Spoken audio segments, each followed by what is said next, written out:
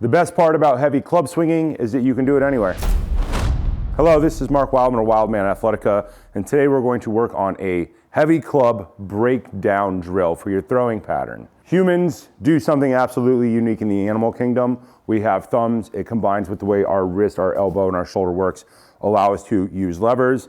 Levers are something like hammers. Hammers allow us to build civilization, or there's something like weapons, and weapons allow civilization to propagate out in a bunch of weird ways. But humans are specifically designed by evolution or a higher power in order to swing levers. We are not very good at it in the modern world because we go to the gym and we think that the gym is the end-all be-all of everything. The gym is part of an overall life strategy. Gyms are fun, they have social aspects, all kinds of good things happen at gyms, but getting out into the real world and building things and learning to swing levers and throw things is fun, and you should be really good at it. The most important movement that we're trying to get everybody to get to, no matter what their age, no matter whether or not they play a sport, is a mill and a reverse mill, an inside throwing pattern and an outside throwing pattern. Because we are a much more sedentary culture than we used to be even 100 years ago, it really helps for us to make small breakdown exercises to help people understand what they could be doing better.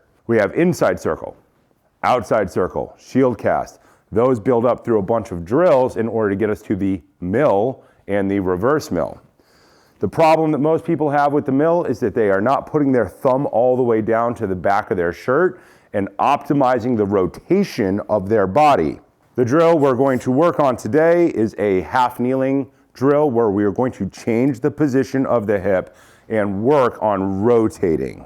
In order to get better at standing, we change our base of support and change the position of our hips in a bunch of predictable ways that are useful. Standing, 2 feet together. Then we get into warrior position, which is used in every type of fighting known to man. Then we get into our half kneeling position. Half kneeling is 90 degrees in the lead leg, 90 degrees in the rear leg. Then of course there would be full kneeling and low kneeling. This drill is for half kneeling position. This isolates one of our hips. There are actually 4 versions of this drill. Dominant hand, the hand holding the club on the low leg, dominant hand on the lead leg, and then flipping the leg position. 4 versions of this exercise. When we pick up the club, when we're on the ground, we're gonna turn our palm faces away, thumb points down, grab, lever it up into position. From here, we're gonna rotate. Just by rotating our body, we are already changing the position of this down hip. We're gonna go behind our head, rotate, pull over. Behind our head, rotate, this is the hard catch, pull over, pause. Now your arm is all the way rotated inside. Behind the head, rotate, pull over, pause, stop. Behind the head, rotate, pull over, pause. Behind the head, rotate, pull over, pause.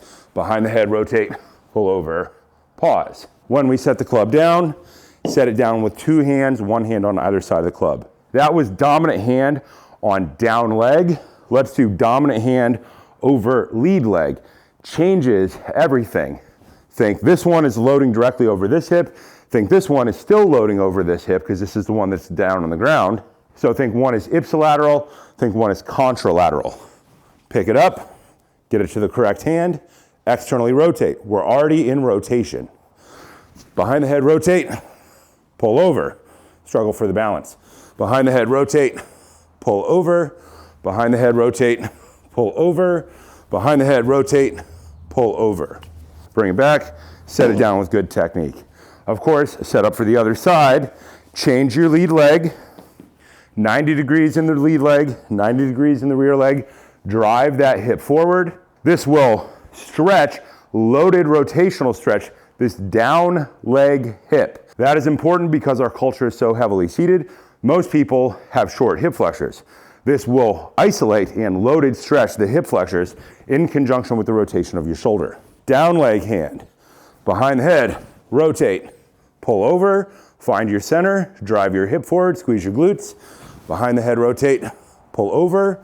Behind the head, rotate, pull over. Let's change hands. Let's start cross body. Behind the head, rotate, pull over, elbow touches hip. Elbow touches hip. elbow touches hip. Come back to center, set it all the way down. This is a version of a cast. This is a 180-degree rotating cast. What we are learning to do is rotate our arm in and stabilize. Think of it as a built-in shoulder therapy exercise every day. As we go behind our head, we line up the rotation of our body and the contraction of our core to pull our elbow down. The elbow ends physically touching the body. This is at a 90-degree angle. Things you will see in the beginning, people will not be closing the top part of their hand. Their finger will stick out and they're not squeezing the top. Their hand will stick up. Our goal is to get it down to 90 degrees and get all those knuckles in a flat line. If one knuckle is out or there's a gap, people are not learning to use their hand correctly, something we see a lot in the modern world. This exercise can start with our standing version, behind the head, thumb touches shirt, rotate all the way, pull over, behind the head, rotate, pull over. Thumb is always looking for the shirt, no matter what the weight, no matter what the leg position. This exercise sits on top of standing shield cast, which is your heaviest weight.